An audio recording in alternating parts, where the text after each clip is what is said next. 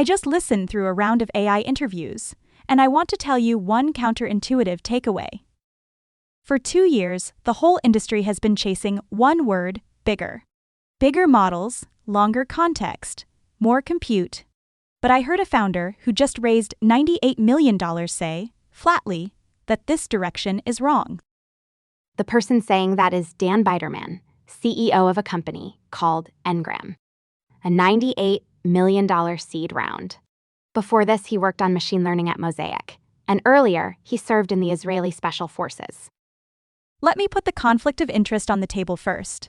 His company does exactly this, making AI remember things. So take what he says with a grain of salt. But his reasoning is worth hearing. By the way, this interview was recorded inside a cooking show. He talked AI while frying meatballs. Don't dismiss it. It's exactly these relaxed settings where people say what they really think. Let's start with the mainstream approach. If you want AI to understand your company, the simplest move is to dump all your material into its context window. A bit of background. The context window is how much content a model can read in at once. It's been pushed larger and larger, and the industry is already racing toward the 10 million token scale. Sounds great, right? Big enough window, just stuff the whole company's documents in. But Biderman says there's a trap here called context rot. The exact phrase is context rot. It means the more you stuff in, the more easily the model reads things crossed and wrong. Accuracy drops instead of rising. Here, as an example, so it clicks. You paste in a 1,000-page contract, then ask about a number on page 3. It very likely hands you the lookalike from page 8. It didn't fail to read it. It read it into a blur. It's a bit like asking someone to memorize an entire library on the spot, then quizzing them on the details. They didn't fail to remember, it all smeared together. And the bigger problem is scale. Biderman says a single company's internal data can be on the order of trillions of tokens. Trillions. It sounds exaggerated, but he saw this magnitude at Mosaic. An entire company's knowledge, simply one fit into any single context window. So his conclusion is, stuffing it in temporarily is a dead end. The real direction is to bake knowledge into the model's weights. The weights, think of them as the part the model has actually learned. Stuffing the context is cramming for an exam. Baking it into the weights is truly remembering. This has a technical name: continual learning. Letting the model keep consolidating new knowledge as it's used, instead of starting from zero every time. The hard part is that weights aren't something you can just casually change. Nudge them, and the model's whole behavior can shift. Updating only the small part that should change is the toughest bone on this path. I especially like this contrast. Most AI today is, in effect, amnesiac. Every time you open a conversation, it barely remembers the last one.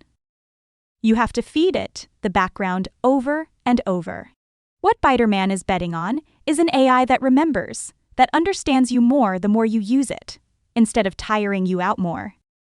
So is this path definitely right?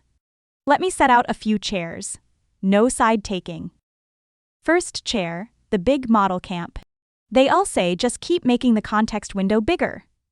If 10 million is enough, do 20. An engineering problem, no need to switch routes. Second chair, the continual learning camp, like Biderman. They say the data is in the trillions. You can pile it into a window. The model has to learn to remember. And a third chair, the one that most deserves to be heard, you, the ordinary user and company. What you want is simple, an assistant that understands you more over time, without reintroducing yourself every time. But there's a well-known problem here called catastrophic forgetting. When a model learns something new, it tends to forget the old. Whether continual learning is stable is still unsettled. So you see, this is just one startup-esque story. It's really asking a bigger question. What does AI compete on next? So what does this resemble in history? Let me give you 3 different answers, and you weigh them. Optimistically, It's like databases going from full table scans to building an index. Once knowledge has structure, efficiency jumps by orders of magnitude. Conservatively, it may be like a lot of grand AI narratives. The direction sounds right, but stable large-scale deployment is still years out, and a batch of companies die in between. There's also a third possibility: window and memory aren't either, but coexist. The big window handles the temporary, the weights handle the long-term, walking on two legs. Here, Smy read. For the past 2 years, AI competed on whose brain is bigger. For the next 2, the center of gravity will likely shift the other way, whose brain remembers better and learns better. This connects to another thread I've been on lately. People are starting to compete on being lean, on using things smartly instead of blindly on being big. Notice piling on compute, piling on context. At bottom, it's the same move, mindlessly adding resources. And now, on both the chip side and the model side, everyone is being asked the same question: is there a smarter way to add? And this might actually be good news for small companies and individuals. If remembering can be done in a leaner way, you won't have to call the biggest, priciest model every single time, and costs come down. What does it mean for you? If this path works, the AI in your hands slowly shifts from a tool that starts over each time into a partner that remembers you. Just watch one signal: whether continual learning can truly learn the new without forgetting the old. Until that day comes, memory-based AI is still on its way. The numbers and claims all come from the person in this interview who has a stake, and they await outside verification. All right, that's this round relayed. Next time, I'll keep listening and keep passing it to you.